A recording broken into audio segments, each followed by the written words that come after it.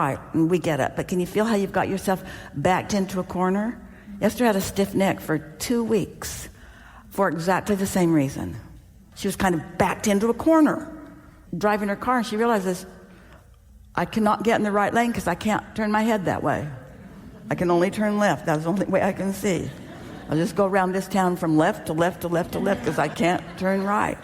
Because she inadvertently, meaning not paying attention, got herself feeling, I alone can do this. I alone can do this, and it's too much, which is always a lie. That is never, ever true. And if you think it's true, then you're not understanding your inner being and you're not understanding the law of attraction. Right. I know what you're saying now. Yeah.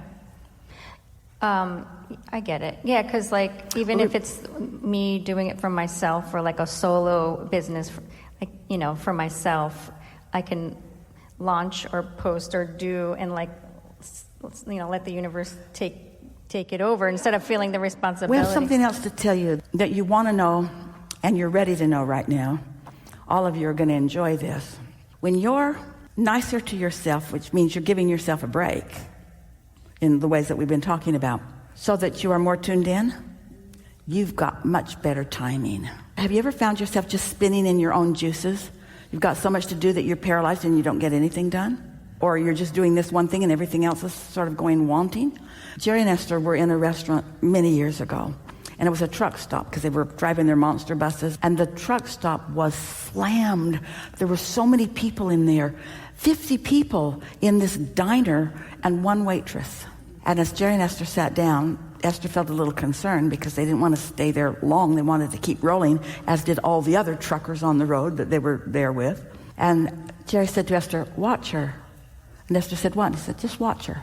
This woman was so in alignment that her every motion, it was like watching a ballet.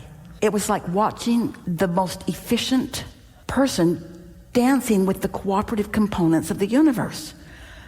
This one she gave them their check, and this one she's taking the order, and this one she's placing the order, and this one she's bringing the food. She was managing as if she was 10 people or more. And that's what I feel like. Because actually, she was tuned in, tapped in, turned on. That's what? That's what I feel like all the time. Like I'm like doing this and like 10 people at once. But the difference is she was dancing her way through it, and you are sort of struggling your way through it. It's the alignment that we're talking about. When you're in alignment, nothing feels like a struggle. It all feels like an opportunity.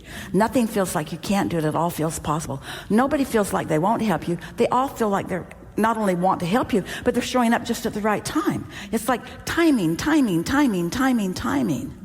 It's like if you got to go somewhere, the lights are all green. If you want to go somewhere, your impulse to go that way instead of that way is very keen. When you're tuned in, tapped in, turned on, you get to dance with the cooperative components of the universe, and that's what you're reaching for. You're not here to prove your worthiness. You're here to experience the fullness of yourself. And we really think that that's the reason that you've been a little resistant in receiving this, and we understand it. Not deliberately resistant, but resistant nevertheless.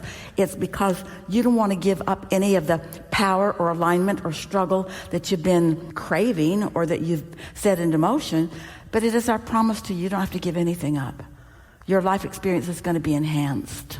You don't need a cheerleader who is physical, who is watching your behavior and giving you high marks. And you don't need your inner being rooting for you every minute in a verbal way, because your feeling of satisfaction, Esther finds herself saying many times every day, good job, good choice, that went well, good for you. Just about stupid stuff. Like, I'm on my way there, I'll take that glass with me. Gold star. There are all kinds of things that you miss if you're not thinking about it. We think we had a really good conversation. We know you got movement. We know everybody else got some from it. Mm-hmm.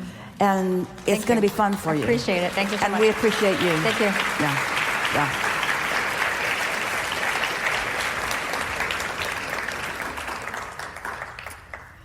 What's up? Good to see you. Yeah. So you helped me in September, and so I'll ask another question. Always wanting something more. I know, it's horrible. It's good. It's good. All right, so evolving constantly. 2 things and then a question. First thing is the science research backs up everything you say. There's well-being research. Oh, we know that. There's not a shred of evidence to the contrary of anything we say. But it's fascinating that you were teaching this in the early 80s, and it's positive psychology, all these things. Their studies are showing happy people live longer, they're healthier, they're more productive, they're more creative, better problem solving, Esther better heard something relationships. yesterday, walking past the television in the dining room. She heard this doctor say women have many more health issues than men. It's a new study. And Esther thought, that follows, we're ornerier. We're more worried. We're the caretakers. The women she knows are carrying around more burden than most of the men she knows. And Esther's always said, men are just lighter. They're just easier. I'm coming back as a man next time. Esther says that all the time. Everything follows. Nothing is for everyone. You can't throw everything like that in a basket and put a lid on it and say that's how it is. But there are trends that follow. And so science is studying the trends because we say words don't teach. It's life experience. And so as they do these studies, then they come to these conclusions. And don't you like being one who knows what caused it? You're not just accepting results. You know why the results are like they are. Because the laws of the universe are very powerful and very consistent. And so one way for me to get happy that works so well is one of my favorite books is Pollyanna. You've mentioned Pollyanna. It's about a little girl who's an orphan, and she's raised by an aunt who's really ornery, as you'd say. And she wants to break her spirit, so she'll comply.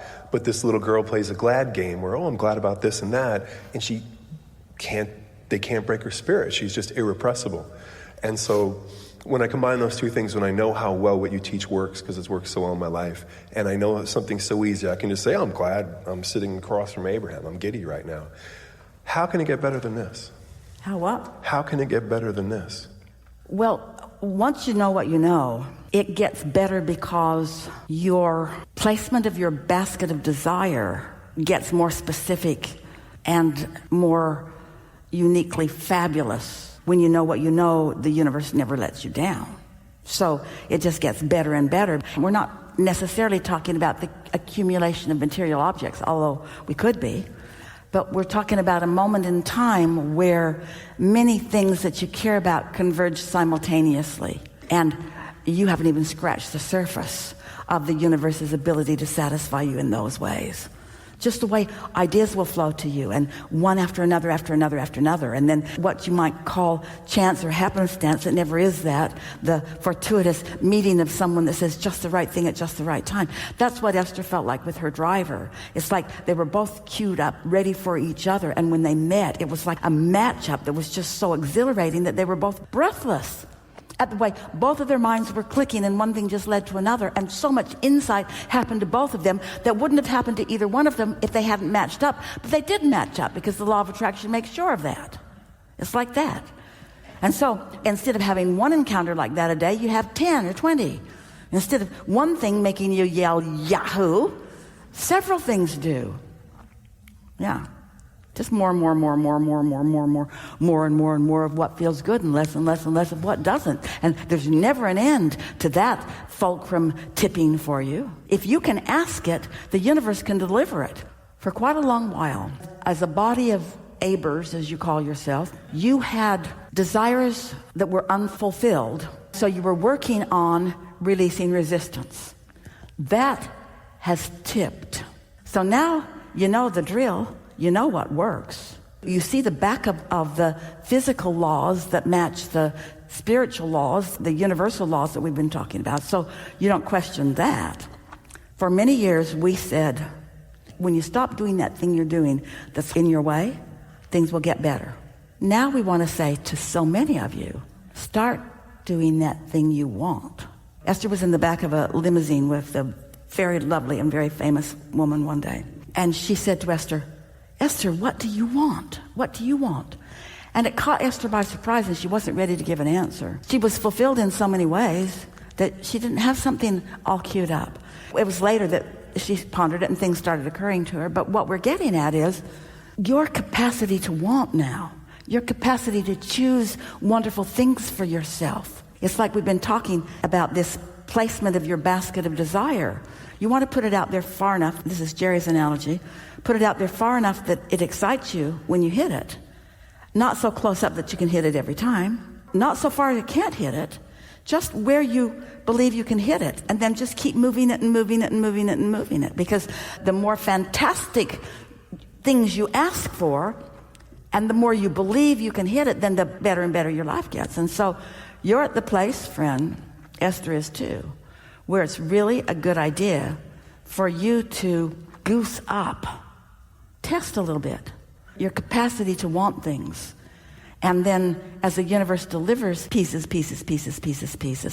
connect those dots. You don't have to just stick with the status quo. Esther really likes that saying that goes around that the definition of insanity is doing the same thing over and over again and expecting different results. Well, we would say not reaching your capacity for satisfaction is about not reaching for more things that have greater opportunity to take you higher. You don't want same old, same old. You came into this contrasting environment with great intention of exploring diversity and contrast for the purpose of stimulating desire, not just an unrequited desire, not an unfulfilled desire, not a torturous desire, but a desire that called you to the greatest awareness of your brilliance and capacity to receive. You know what makes you feel worthy? Wanting and getting. You know what makes you feel unworthy? Wanting and not getting. And then assigning it to someone outside yourself. God must not love me. I had no inheritance at all. No one showed me. No one helped me. I graduated from high school and it was all me. All me. No one gave me any money. No one gave me any... So you can tell the story that way. Or I graduated from high school and I started figuring stuff out. Everything I figured out, it came. I started realizing I can do this. I can be a grown-up. I can go to the airport by myself and read the signs.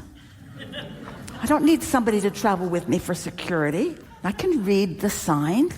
I can follow the crowd. I can ask a question. I can get from where I am to wherever I want to be. I have a built-in navigation system or plenty of tools. So when you are as clever as you are, goose up your desire. Let it run rampant. Universe, you know who I am. You know what I want.